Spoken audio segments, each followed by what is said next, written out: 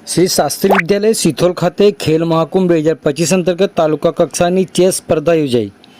આજ રોજ ખેલ મહાકુંભ 2025 અંતર્ગત જેતપુર પાવી તાલુકાની ચેસ સ્પર્ધા શ્રી શાસ્ત્રી વિદ્યાલય સિથોલ ખાતે યોજવામાં આવી હતી, જેમાં અલગ અલગ વય જૂથના કુલ 30 જેટલા રમતવીરોએ ઉત્સાહભેર ભાગ લીધો હતો।